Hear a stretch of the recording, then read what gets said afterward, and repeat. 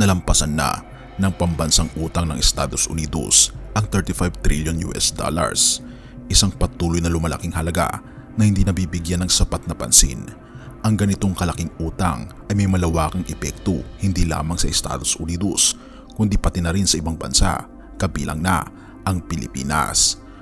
Kung ang Estados Unidos ay malubog sa utang ng trilyon-trilyong dolyar, maaaring magkaroon ito ng malaking epekto sa ekonomiya ng Pilipinas. Ang Pilipinas na malaki ang pag-asa sa kalakalan at tulong mula sa Estados Unidos ay maaaring makaranas ng pagbaba sa mga export, pagbaba ng halaga ng piso at kahirapan sa pagkuha ng mga pondo para sa mga proyektong pangkaunlaran.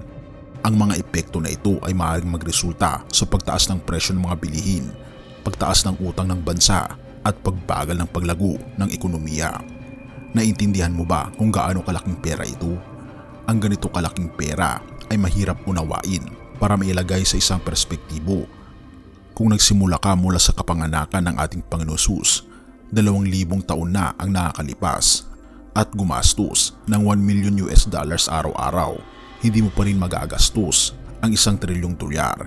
Iyan ang lawak ng 1 trilyon. Ngayon, isipin mo ito, aabutin ng humigit kumulang 95.9 na taon para magastos ang 35 trillion US dollars kung gagastos ka ng 1 milyong dolyar kada araw. Ibig sabihin, gumagastos ka ng mahigit 58 million pesos araw-araw. Naniniwala ang ilang eksperto na sa loob ng susunod na 20 years, ang patuloy na pagtaas ng utang na ito ay aabot sa puntong hindi na may babalik. Paano tayo nakarating dito? Noong unang bahagi ng 2000, nagsimulang tumaas ang utang dahil sa gastusin sa militar para sa mga digmaan sa Afghanistan at Iraq. Ang digmaan ay isang napakapakinabang na industriya para sa ilang korporasyon at mga CEO na yumayaman kapag may kaguluhan. Handa silang pakainin ang kanilang kasakiman sa pera sa kapalit ng buhay ng matatapang na kalalakihan at kababaihan.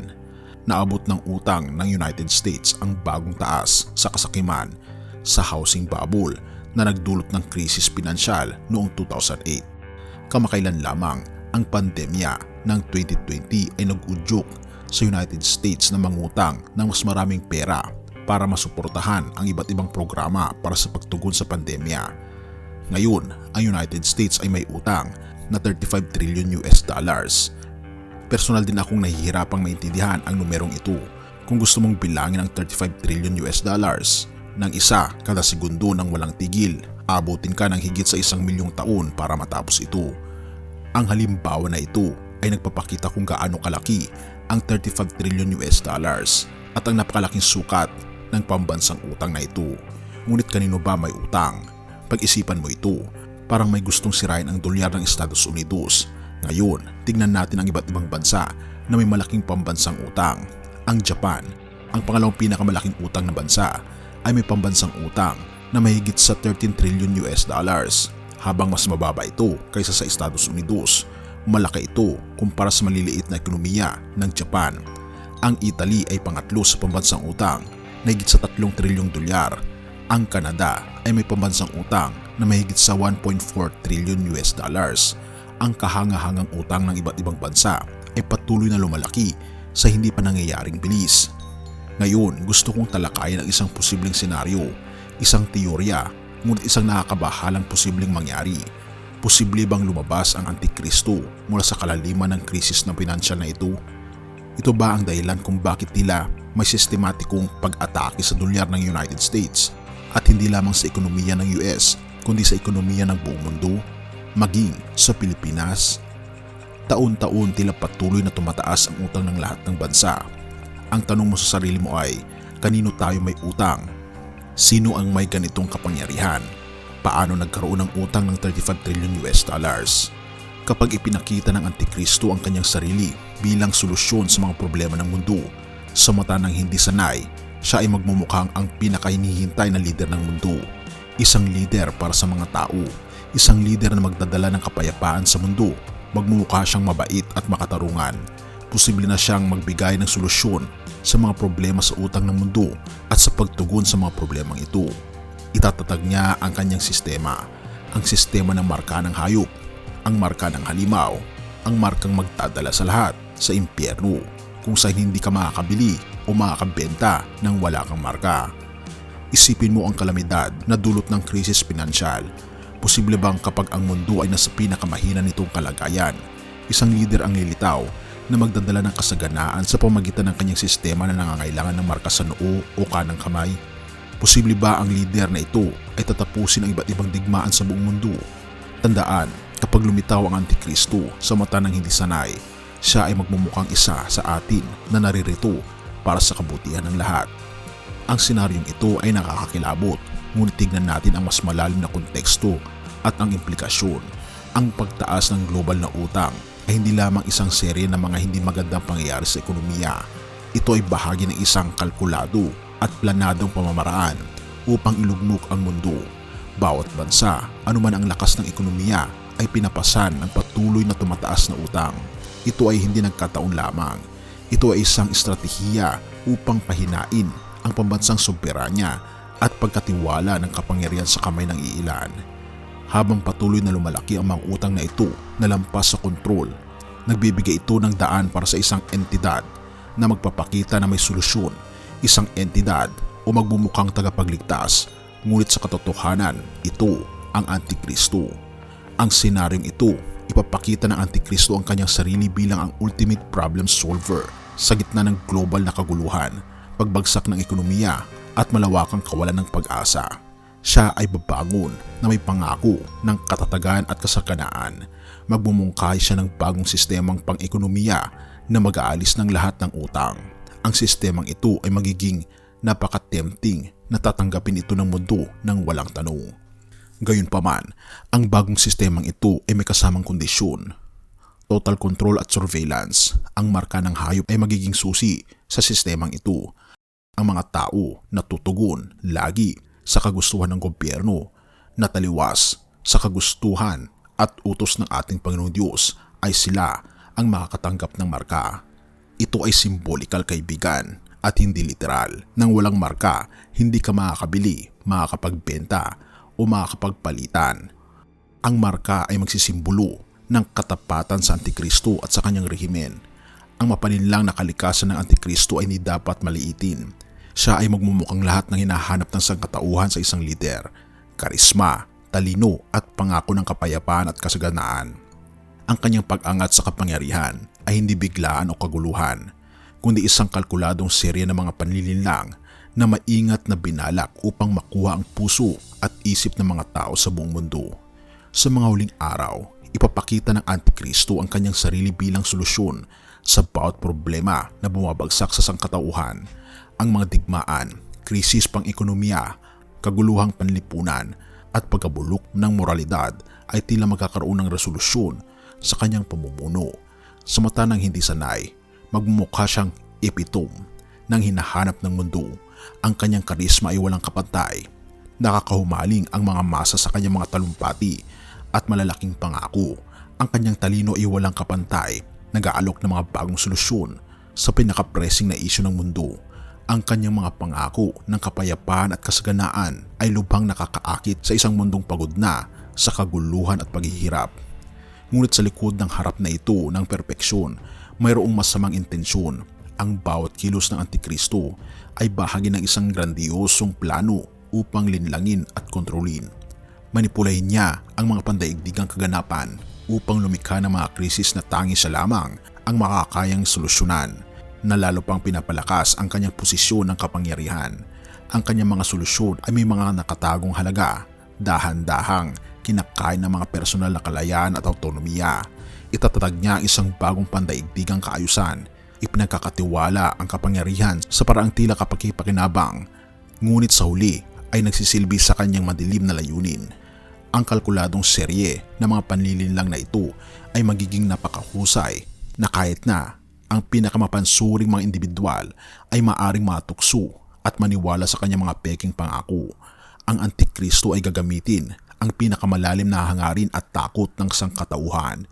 Ipinapakita ang kanyang sarili bilang tagapagligtas ng mundo habang lihim na inaayos ang kanyang pagbagsak.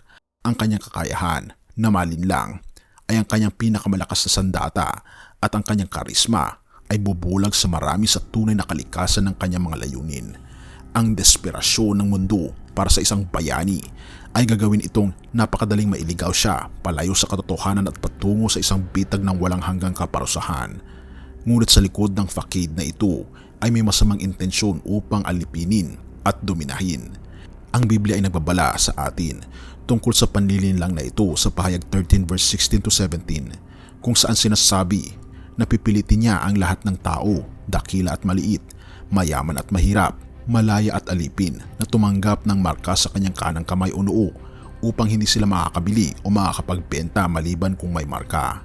Ang bisyon na ito ay nagpapahiwatig na ang kasalukuyang landas ng global na utang ay kawalang katatagan sa ekonomiya ay hindi lamang aksidente kundi isang kinakailangang paunang yugto sa pag-angat ng Antikristo. Ang mga krisis pinansyal ay nagsisilbing mga katalista. Lumilikha ng perpektong bagyo para sa kanyang paglitaw. Habang ang mga bansa ay lumulubog sa mas maraming utang, ang kanilang mga tao ay nagiging desperado para sa solusyon. Sa kanilang desperasyon, babaling sila sa sinumang nangangako ng ginhawa kahit na nangungulugan itong pagsakripisyo ng kanilang kalayaan at autonomiya at ang pagtanggap ng marka ng halimaw. Isipin mo ang isang mundo na kung saan ang sistema ng Antikristo ay nasa lugar na. Ang mga institusyong pinansyal tulad ng kilala natin ay mawawala. Ang tradisyonal na mga pera ay mapapalitan ng isang centralized na digital para makontrol ang rehimen ng Antikristo. Ang digital na perang ito ay maiuugnay sa marka ng halimaw, ang marka ng hayop, na tinitiyak na ang bawat transaksyon ay sinusubaybayan at kinokontrol. Ang privacy ay isang bagay na ng nakaraan. Ang bawat aspeto ng buhay ay masusuri at mareregulate. Ang rehimen ng Antikristo ay gagamitin din ang sistemang ito upang ipatupad ang katapatan at pagsunod. Ang mga tumatanggi sa marka ay magiging marginalized, hindi makakapag-participate sa ekonomiya at sa huli, uusigin. Ang marka hindi lamang magiging isang paraan ng kontrol sa ekonomiya, ito ay magiging isang kasangkapan para sa espiritual na pagkakalipin. Ang pagtanggap sa marka ay magsisimbolo ng katapatan sa Antikristo at pagtanggi sa Diyos. Ito ang pangunahing layunin ng Antikristo, ang ilayo ang sangkatauhan sa Diyos at patungo sa walang hanggang kaparusahan. Dapat nating maunawaan ang kagyat ng sitwasyong ito. Ang mga senyales ay nasa paligid natin, kaibigan. Ang pagtaas ng utang, ang pag-angat ng digital na pera, ang pagguho ng privacy at ang lumalaking pagtanggap sa surveillance ay lahat bahagi ng isang malaking plano. Bilang isang Kristiyano, tinatawag tayong maging mapagbantay at mapagmasid. Hindi tayo dapat magpadala sa mga peking pangako ng kasaganaan at kapayapaan na iniaalok ng Antikristo. Sa halip, dapat tayong magtiwala sa ating Panginoong Diyos at manatiling matatag sa ating pananampalataya sa harap ng napakalaking panlilinlang. Paano tayo maghahanda? Una, kailangan nating turuan ang ating sarili at ang iba sa tunay na kalikasan ng Antikristo at kanyang mga plano. Ang kaalaman, ang ating unang linya ng depensa, ang salita ng ating Panginoong Diyos. Pangalawa, kailangan nating palakasin ang ating espiritual na buhay sa pamamagitan ng panalangin at suriin ang banal na kasulatan.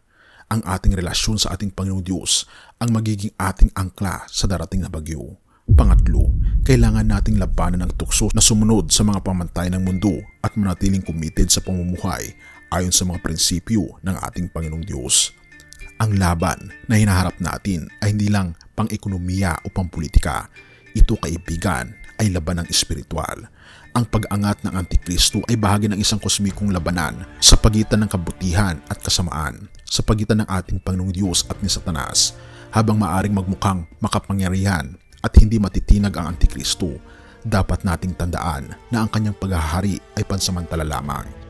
Tinitiyak sa atin ng Biblia na ang ating Panginoong Hesukristo ay babalik at magwawagi laban sa mga puwersa ng kadiliman. Ang ating pag-asa ay hindi sa mga panandali ang pangako ng Antikristo, kundi sa mga walang hanggang pangako ng ating Panginoong Diyos.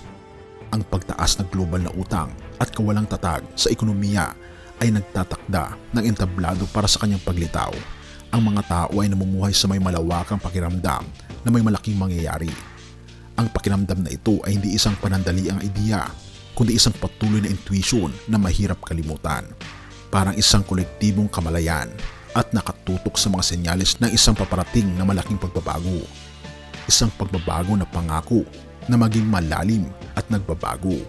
Ang pakiramdam ng pangamba ay nakaugat sa pagkilala na ang kasalukuyang antas ng utang ay hindi kayang sustentuhan at ang lumalaking presyo sa ekonomiya ay hindi maaring baliwalain, habang ang pambansang utang ng Estados Unidos ay lumalampas sa 35 trillion US dollars at ang ibang mga bansa kasama ang Pilipinas ay sumusunod na may katulad na nakakahangang mga numero. Nagiging malinaw na ang mga pasaning pinansyal na ito ay hindi kayang panatilihin ng walang hanggan.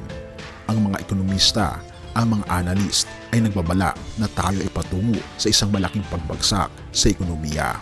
Ito na ang binabanggit ng banal na kasulatan na simula ng kapigatian, kaibigan. Habang pinagmamasdan ng tao ang nakakabagabag na trend na ito, tayo ay manampalataya at ito ay magiging tuloy-tuloy. Ngunit tayo may inaasahan. Ang inaasahang pagbabago lamang natin ay ang pagbabalik ng ating Panginoong Jesucristo.